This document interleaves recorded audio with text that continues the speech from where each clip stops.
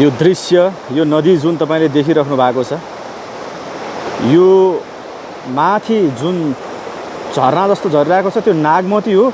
अनि यहाँ तल यो चाहिँ यो बागमती हो। अब भन्नु होला त्यो माथि झरना जस्तो झरिरहेको चाहिँ नागमती अनि यो तलको चाहिँ बागमती कसरी भयो भनेर। कसरी भयो भन्ने कुरा अब म देखाउँछु। हो, यतापट्टि जहाँ एकजना मान्छे उभिराख्नु भएको छ अनि यहाँ परबाट नदी आइरहेको छ नि, यो नदी हो बागमती र उताबाट आएको नदी हो नागमती। यो दुईवटा नदीको सङ्गम स्थान हो जुन चाहिँ सुन्दरी जलमा अवस्थित सुन्दरी माईको मन्दिर सँगै रहेको छ। र यो नागमती चाहिँ कहाँबाट आउँछ भन्नुहुन्छ होला भने धाप ड्याम, तपाईँले नाम सुन्नु भएको होला, धाप ड्यामबाट आउँछ।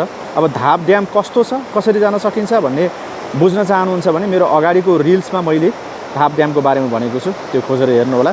र यो बागमतीको मुहान चाहिँ ठ्याक्कै शिवपुरी राष्ट्रिय निकुञ्ज, शिवपुरी नागार्जुन राष्ट्रिय निकुञ्जमा अवस्थित बागद्वारबाट आउँछ। त्यसको भिडियो पनि हामी छिट्टै बनाएर हाल्नेछौँ, तपाईँले हेर्न सक्नुहुन्छ। यहाँ पर यो ढुङ्गाको केही बनेको देखिन्छ, रेलिङहरू लगाइएको देखिन्छ, त्यहाँबाट सुन्दरी माईको दर्शन हुन्छ भने यो नदी हो बागमती र नागमतीको सङ्गमस्थल। अब यहाँबाट यसरी यो कञ्चन बागमती नदी यसरी बग्छ।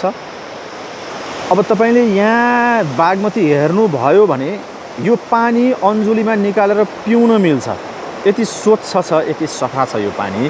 तर यहीँबाट लगभग 12-15 किलोमिटर तलतिर पुगिसके पछाडि यो पानी पिउन त के छुन योग्य समेत छैन। अब यो कसरी यसलाई राम्रो बनाउन सकिन्छ, सफा बनाउन सकिन्छ, सम्बन्धी निकायको ध्यान जाओस्। रिल्स मन पर्यो भने, भिडियो मन पर्यो भने लाइक गर्न नबिर्सिनु होला, कमेन्ट गर्न नबिर्सिनु होला।